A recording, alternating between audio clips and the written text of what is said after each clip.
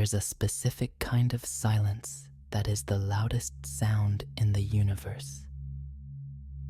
It's the silence that comes after you've made yourself completely vulnerable. You've finally found the words for the pain that has been living in your bones, the quiet dread that wakes you up at 3 in the morning. You share this fragile, trembling thing with someone you trust, a friend, a partner, a parent. You hold your breath, waiting for them to see you, to truly see the wreckage.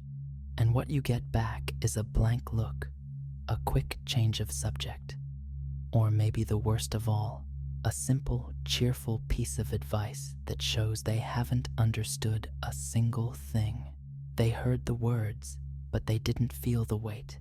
In that moment, you are screaming inside a soundproof room.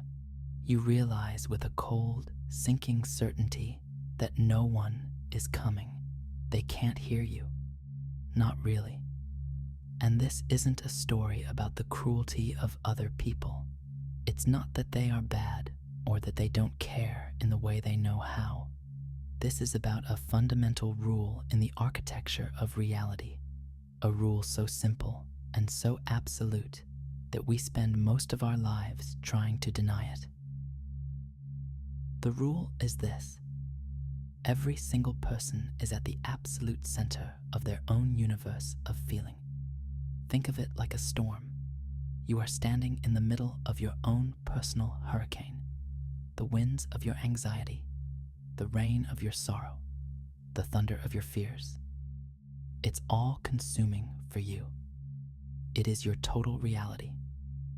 Now, another person, even someone standing right next to you, is at the center of their own weather pattern.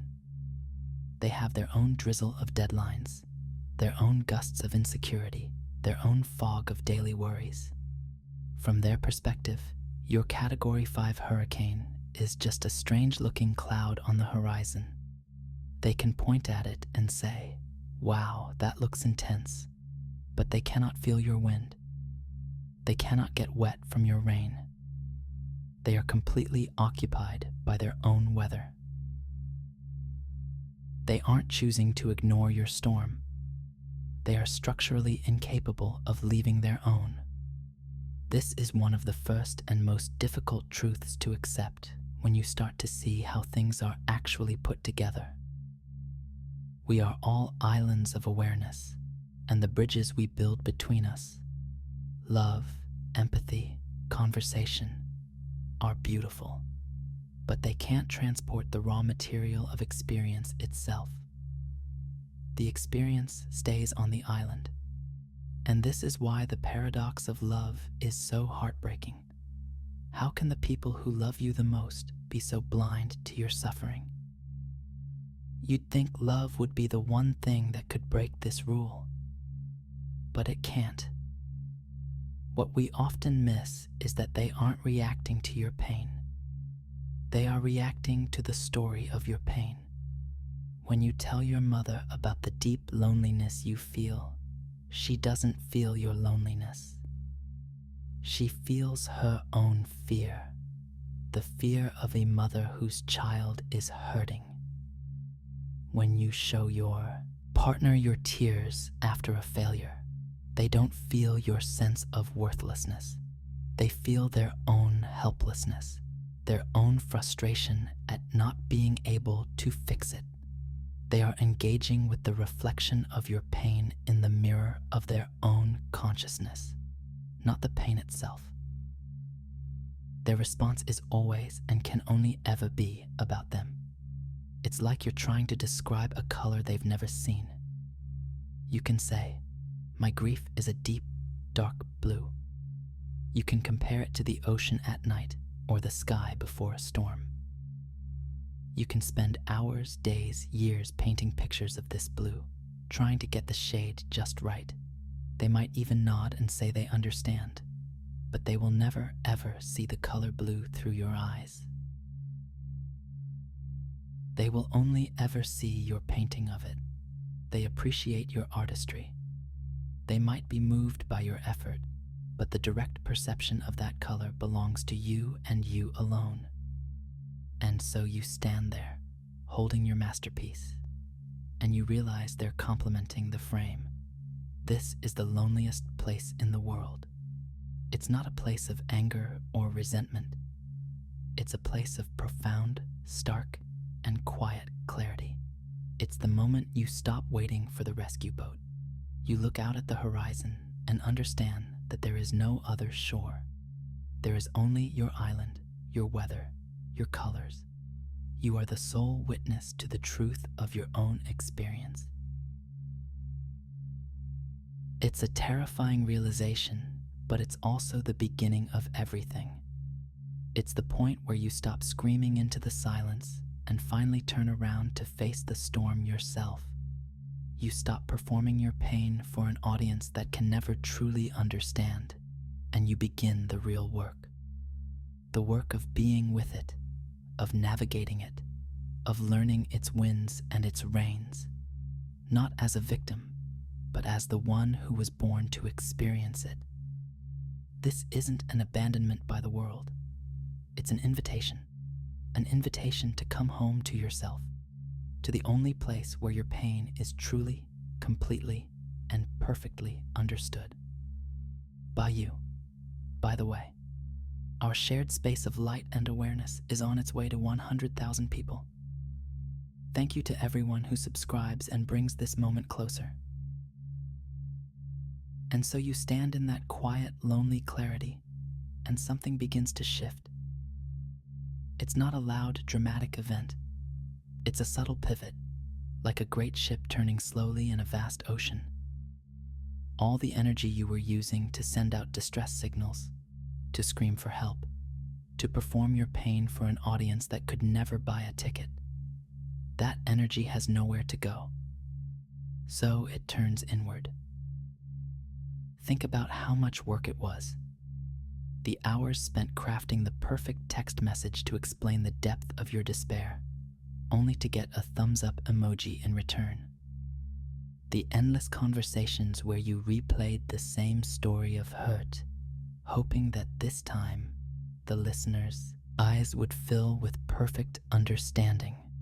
The curated sadness of your social media, a performance for shadows. It was a full-time job being the publicist for your own suffering, and it was exhausting. You were an actor on a stage, under harsh lights, repeating the same tragic lines every night, and the applause was always hollow. The pivot is the moment you walk off that stage.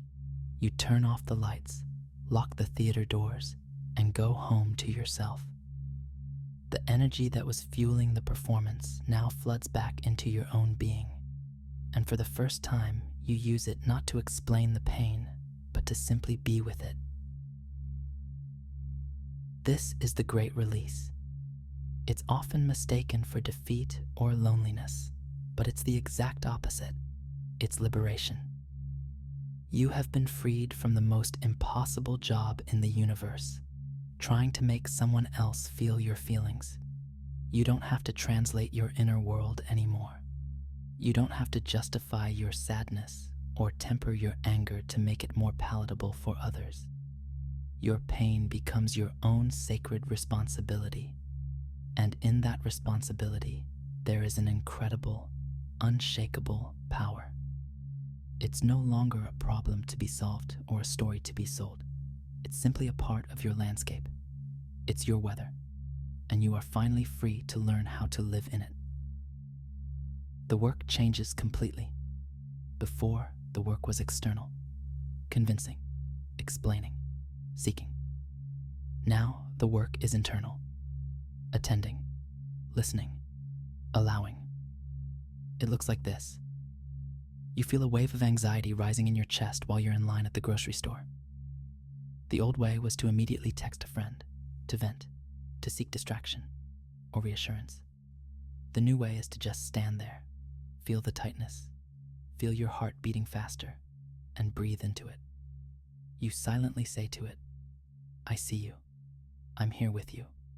I am not going to run away.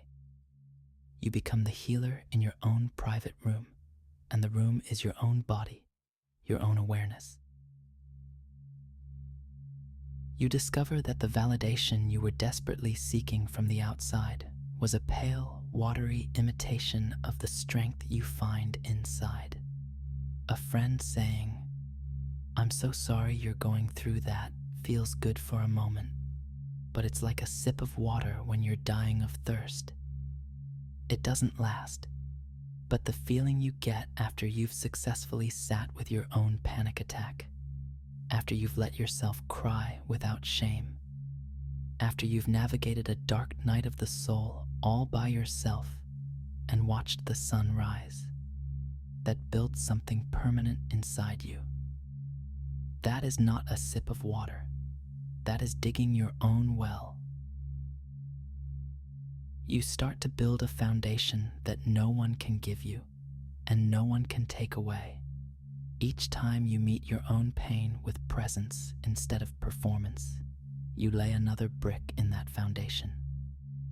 People's opinions, their understanding or lack of it, become irrelevant to your core stability. Whether they get it or not, no longer determines your sense of reality. You have become your own primary source of truth. Your pain, once a source of shame and a reason for begging, becomes a teacher. It shows you exactly where you are fragile. It points to the old wounds that need tending. It's a compass needle that always points toward the parts of you that need your own love the most. You stop seeing your suffering as a flaw and start seeing it as a facet of your human experience, as valid and as worthy of attention as your joy. This is the final turn.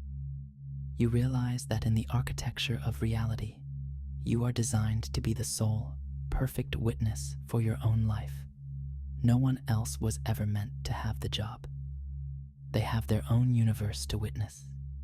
Your universe, with its hurricanes, its deserts, its dark forests, and its brilliant sunrises, is yours alone to observe, to map, and to navigate. And in this acceptance, you find a peace that is deeper than any comfort another person could ever offer. You are no longer screaming in a soundproof room. You are sitting quietly in your own sacred space, finally listening to the only voice that ever truly mattered, your own. If this video changed something in you, write in the comments, "I am my own witness." Write it as your promise. Nobody